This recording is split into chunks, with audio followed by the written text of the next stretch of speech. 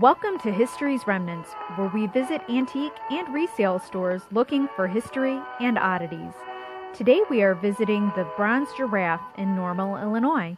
And remember, if you enjoy these videos, make sure to like and follow and share the wealth with your friends and family.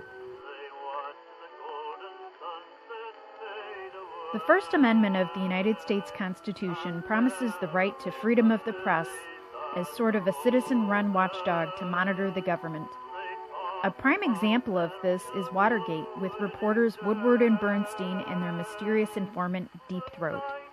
The rise of the internet and decline of print media have made boxes like this almost extinct.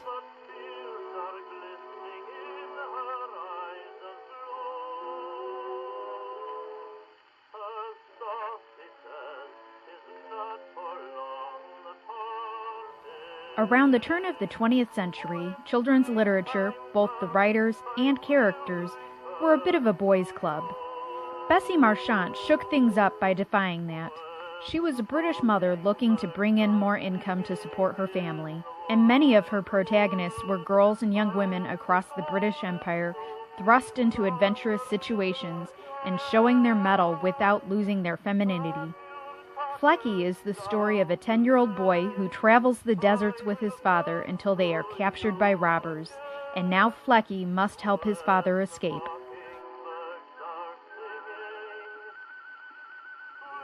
Ginger Rogers did everything Fred Astaire did except backwards and in high heels.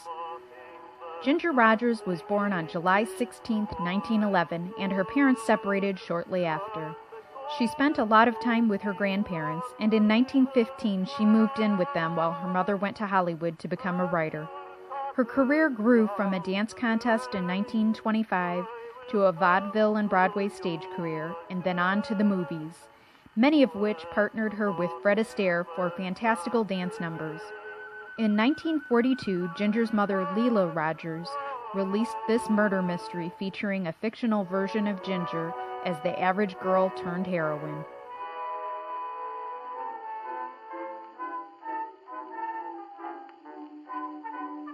Behind every great man is a great woman.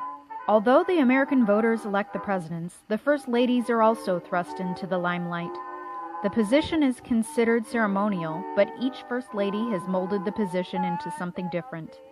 Jackie Kennedy was the welcoming face of the White House that remodeled and brought the American television audience on a tour. Nancy Reagan coined the term "just say no." Hillary Clinton had a political background and helped guide major issues like the healthcare debate. Both Barbara and Laura Bush encouraged literacy, and Michelle Obama encouraged fitness and healthy eating.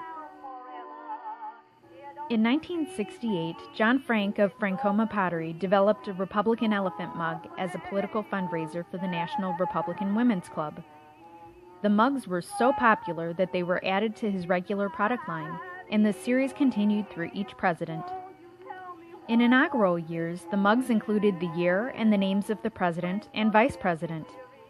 John was a strict Republican, so he only released elephant mugs. It wasn't until 1975, after his death, that John's daughter Janice Frank designed a Democrat donkey. In April of '83, the hamburger chain Whataburger launched what it thought would be a year-long promotion. Buy a mug, and each cup of coffee in that mug would be only 5 cents. The nickel mug promotion was so popular that it lasted until September 30th, 1997. Although it has been over 20 years since the end of the promotion, people still test the system and are occasionally rewarded with a cup of coffee for only a nickel.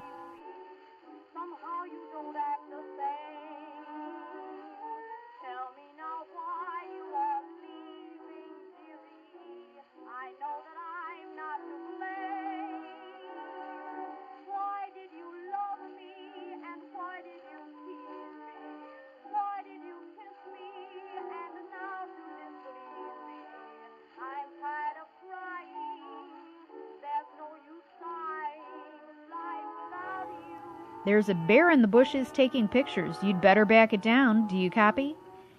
Citizens Band, or CB radios, started in the U.S. in 1945, and their popularity peaked in the 1970s, featured in movies like Smokey and the Bandit and songs like Convoy. For all of you that don't speak CB, the bear in the bushes taking pictures is a cop hiding on the side of the road shooting radar. Back it down means to slow down, and do you copy is asking for understanding.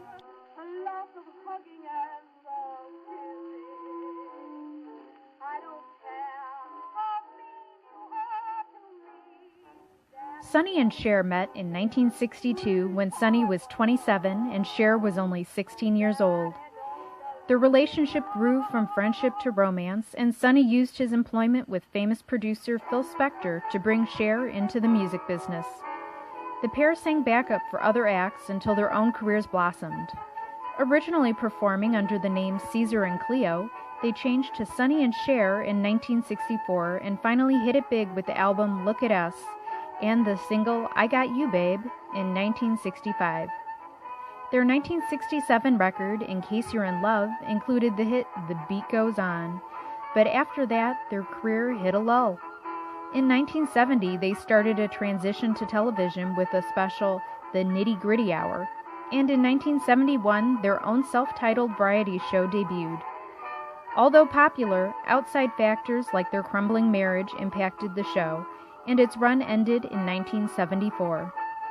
Later attempts, with each of them getting their own show, and with a reunited Sonny and Cher show in 1975, never reached the same success. Cher continued her singing and acting career, and Sonny went on to become a congressman. In January of 1998, Sonny passed away after a skiing accident. His epitaph reads, "And the beat goes on."